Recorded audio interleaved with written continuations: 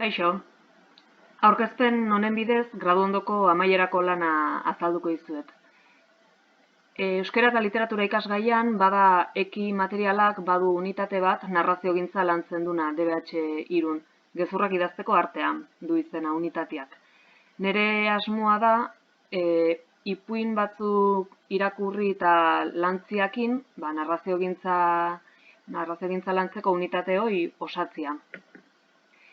Helburuak lau helburutan edo banatu dute proposamena. Alde batetik daude, unitateak beak dazkan helburuak. Azkenian unitate hontan ikasliei proposatzen zaie amaierako lan bezala ipuin bat idaztia eta hortarako errepasatzen da pixka bat euskal narraziogintzan referente dien zenbait autore eta testu zati, horiek irakurtzen dira eta irakurtziakin batea narrazio bat idazteko kontuan hartu beharreko elementuak eta teknikak eta ikasten dira. Beste alde batetik irakurketa plana. Orioko Zaragoeta ikastetxean egiten dut lananik eta beste ikastetxe askok bezala Zaragoetan ere bada irakurketa plan bat.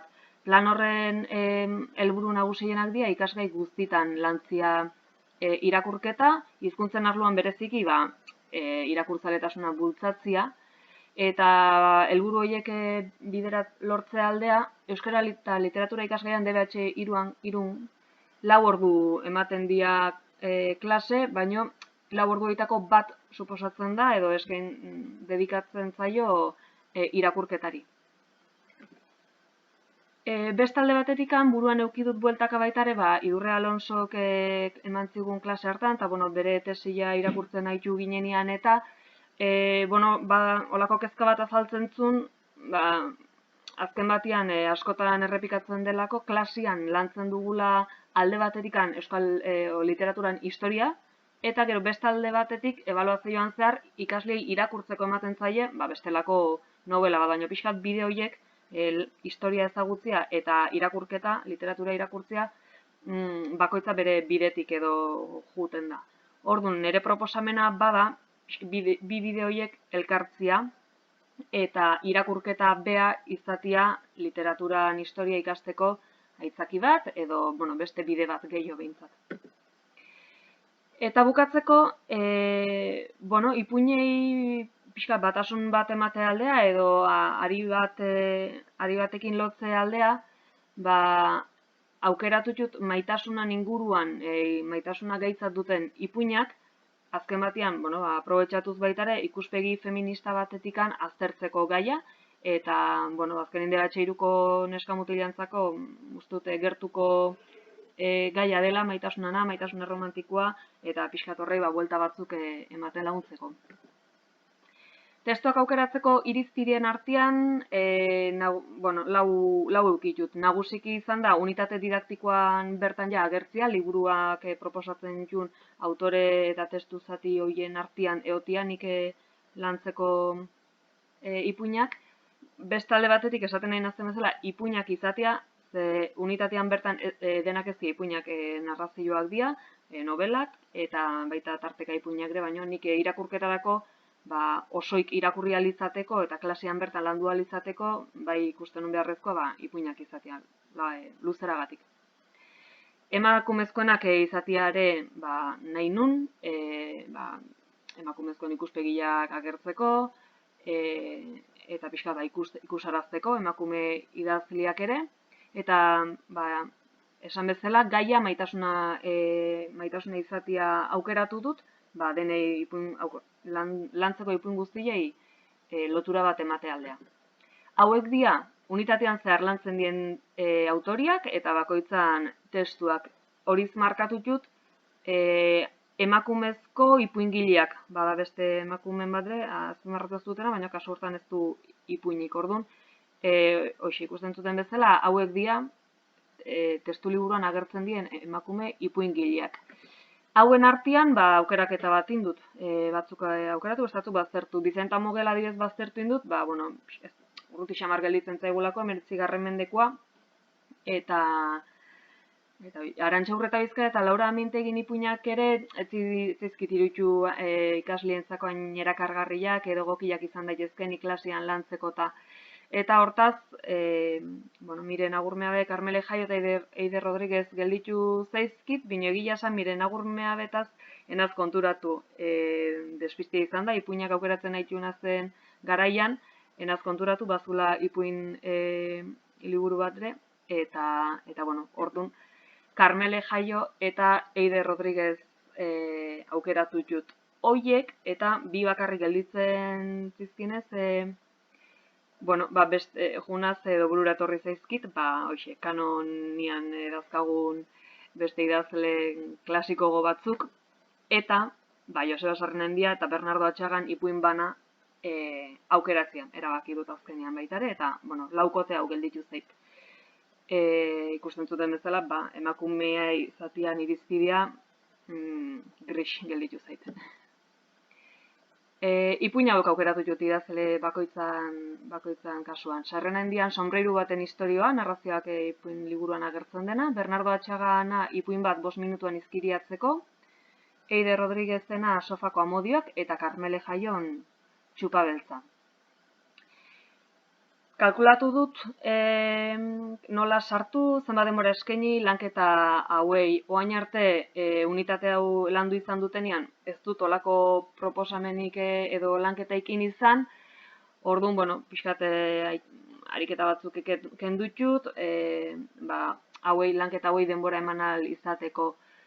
Kalkulatu 40 bat saio izango genituzkela 3 hilabetian, eta hor daude ariketa, jarduerak eta bakoitzean dauden ariketak.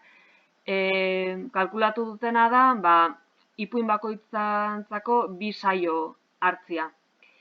Ikusita beste jarduerekin zenbat denbora juten den, eta pixkat dakagun saio kopurua kontuan eukita, ala kalkuloia atera zait. Ikusin bergeo, hola gelditzen den, edo igual luzatzen azten ipuinen lanketa hauetan. Orduan lehenengo, Sarrenendian ipuina landuko genuke. Ondoren Bernardo Atxagana, justu jarritut kokapen horrekin, unitatean segida hortan edo unitatean zer justu autore horiek hor ateratzen dielako. Orduan Bernardo Atxagan ondoren Karmele Jaion testu batekin lotutako ariketa bat do, eta orduan horren ondoren ningo genuke bere ipuina irakurri eta ipuin horren lanketa. Eta bukatzeko Eider Rodriguezena, eta berdin bada unitatean zehar agertzen da, unitatean agertzen da puntu batean Eider Rodriguezen testu batekin iteko ariketa bat, eta orduan bere ipameneinta ondoren irakurriko genuke bere ipuina. Eta hauxe izan, hola geratuko litzateke 3 hilabetia. Eta, hemen azkeneko pauso hontan ainaz, zoen batez ere, ipuin bakoitza nola landu. Klasetan indugun bezala, ainaz saiatzen pentsatzen irakurri aurretiko jardueran batzuk, irakurri bitartean edo irakurrita iteko beste jarduera batzuk, eta irakurketa osatzeko beste batzuk. Sarrenendian Sombreiru baten historioan, gutxi gora bera badazkat ariketa batzuk pentsatuta, baina oraindik esan bezala hau eraikitzen ainaz. Maitasunaz gogo eta ikia dakat buruan, hasteko, pixkat badelako gaioi 4 ipuinak biltzen juna, eta pentsatu dut adibidez, jartzea irudi batzuk bikote batzunak, eta bikoteak, egoera ezberdinetan bikote bat aspertuta, bikote bat haserre, bikote bat pozik, bikote bat musuka, bikote bat pasiatzen. Eta galdera ikia, ia zein doan behaien ustez maite minduta. Eta, pixkat hortikan ateratzeko, behaien, ze impresio edo ze irudi etortzen zaien lehenengo, maite minduta egotiaz pentsatzen jarrita. Irakurri bitartean, edo, irakurrita, bai aztertuko nituzke hemen eta gainontzeko ipuinetan ere narratzailea zemotatakoa den, pertsonaiak, egitura ipuinana batzutan interesantia da aztertzea denboran zera bilera edo egiten duen ipuina, kasu honetan egitura du zirkularra, hasiera eta bukaera zati berakin egiten du ipuinak. Eta ipuin honen kasuan, pixka maitasunan gaira juteko, iruditzen zaite landu litekela pertsonaietako bat hemen liburu ipuin hontan Lorelei da, eta Lorelei bada Alemaniar mitologian sirena itxurako emakume bat edo, orduan pixkat horrekin lotura nahiko nuke, eta bestetik aprobetxatu nahiko nuke baita ere, bada Lorelei musika taldia bada, orduan bere abestin batekin bat dekartzeko, eta pixkatola disiplin artekotasuna bidia egiteko.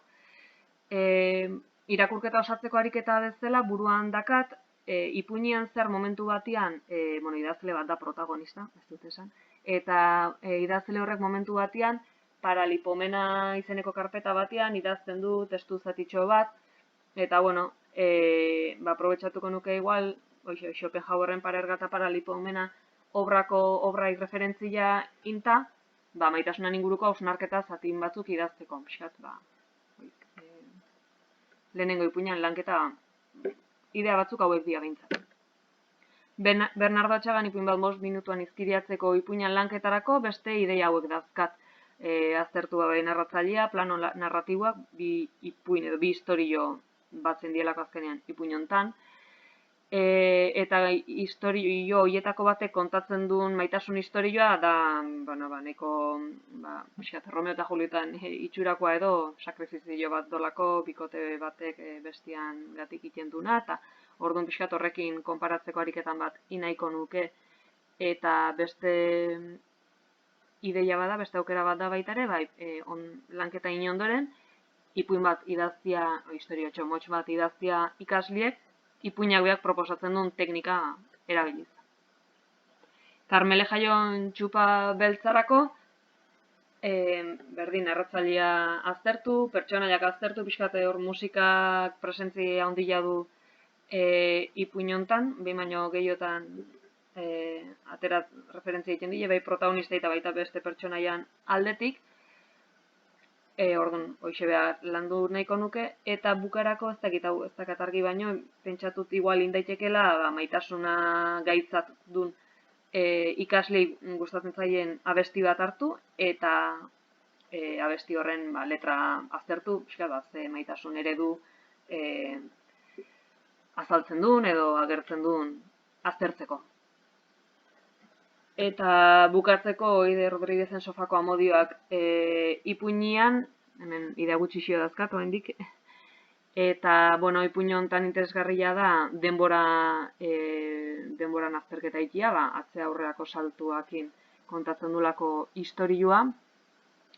Eta irakurketa bukaerako ariketa modura bururatu zait, izan daitekeela, pasarte bat marraztia eta pixkate hausnarketa ematia nola sentitzen den pertsonaia horietako bakoitza, hemen hiru pertsonaia nagusi daude, bi maitasun harremanetan biltzen dienak, eta igual lindaitekela pixkat azterketa nola sentitzen den pertsonaia bakoitza, eta horrekin bukatu pixkat nire lanketa proposamen hau.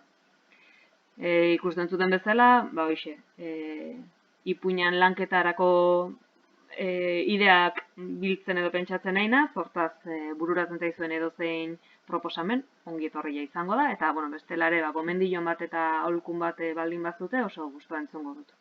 Eskerrik asko, aio!